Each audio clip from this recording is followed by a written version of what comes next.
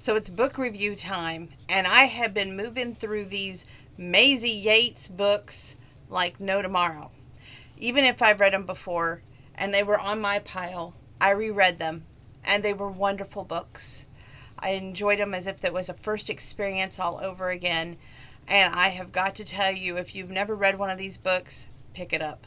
If you love cowboys, pick it up because it is outstanding. On a scale of 1 to 10, this one and the next one, and I haven't got to the Christmas one yet, but it'll probably get a 20. That's right, 20. So I'm going to share a little bit about what the author says it's about in the back, and as usual, I've marked some really good parts to share with you. In Gold Valley, Oregon, forbidden love just might be the sweetest. Dane Parker traded in his trailer park roots for glory as a bull rider. But when a serious injury sidelines him for months, it's the first time he can't just pull himself up by his bootstraps. The last thing he wants to deal with is his sweet family friend Bee, treating him like one of her wounded animals, or the unexpected attraction that suddenly flares between them. Beatrix Layton has loved Dane for years, while he's always seen her as another sister. When she enlists his help to start an animal sanctuary, she thinks it will give him purpose. Instead, it brings all the desire she feels for him to the boiling point. Bee's father taught her early on that love means loss.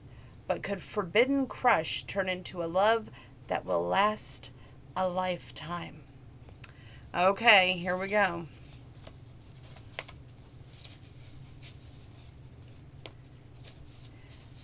I like to read these little tidbits in here. I think one reason that this book stuck out to me so much was not only because I read it before, because she has a run-in with a raccoon. Only her raccoon is more calm than mine. But anyway, let's read the little little preference, if you will. For Nicole, you didn't shout full Yates at me even once while I wrote this book, a true testament of our friendship, especially given the book containing a raccoon. Okay, first paperclip. Page 101. B, there's nothing stupid about caring for someone, and honestly, relationships change. Look at Bennett and me. I loved Bennett for almost half my life, and he didn't even look at me that way until I looked at him, and all that time. Not until he did. What changed? B asked. Because no matter it was a stupid thing to do, she wanted to know. She wanted to know because she wanted it, even if she shouldn't. The wind, the way my hair looked, the way his heart beat, I don't know. I don't know the answer to any of it. Maybe it was him, maybe it was me, maybe it was just life, but somehow, well, I kissed him, and he didn't even seem to think that it was the worst thing, and I propositioned him. You propositioned Bennett? Yes, Kaylee said, smiling faintly. It was not one of my finest moments. It was a little bit desperate, but that was all when his son had just shown up and Bennett's whole life was thrown into turmoil. She frowned. Well, I guess that's the answer. Sometimes when everything around you is different, you see people around you differently too. I guess, B said. So we're going to move on to the next paperclip. Page 163. This changed because 3 days ago, nothing like this had ever happened between them. There was never a long, silent moment that felt anything but comfortable. This wasn't comfortable. It was charged. B had no experience with his men, but the experience with Dane, she had experience in her own body, but she was smart enough to know when things were different. Working with animals meant being conscious of body language. Animals couldn't speak, so you had to look for signs in other ways, and Dane's body language was different right now. He was tense, and he was watching her like she might be a predator. It was the most abnormal experience of her life. That she, Beatrice Layton, might seem remotely predatory to a man like Dane Parker. She was only going to need some time to process that. Or maybe she wouldn't process it. Maybe she would just look at him.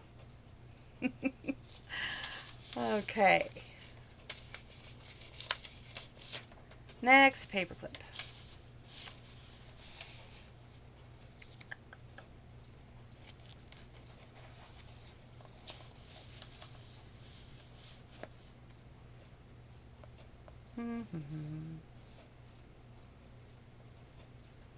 Trying to find out why I marked it because I can't find the little mark.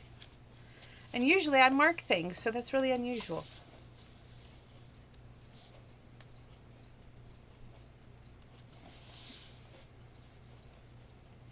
We're going to skip that then because I don't know why I marked it.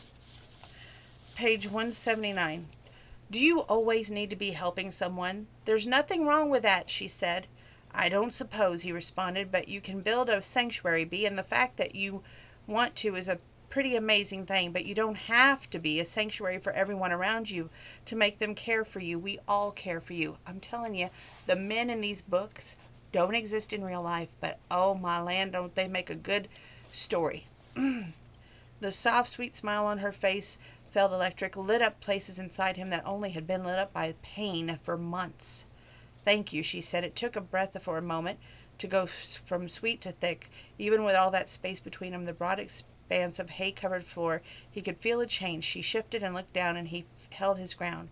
Didn't move forward, didn't move back. He figured it was the best way to pretend that this was not happening. What was happening? You got to read the book to find out.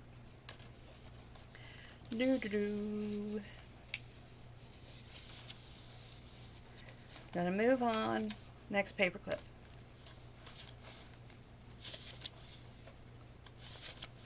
Page 207. She was so tired of them being careful. That's all they ever were, careful around each other. She'd been careful never to do anything crazy like she had back at the cabin, careful never to kiss him even though she wanted to, and he had been careful never to hurt her.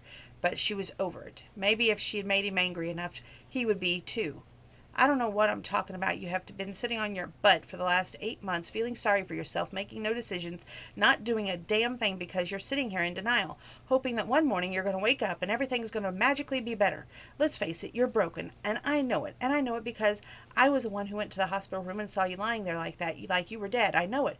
I saw how bad it was. You were cushioned by drugs, by the silly idea that someday all of it's going to be back to normal, but it isn't, and that's the thing that no one is telling you. It was like she held back earlier in the cabin the truth about him, the one he didn't want to see. She held it back because she was afraid of what she would make him think of her. She didn't care now.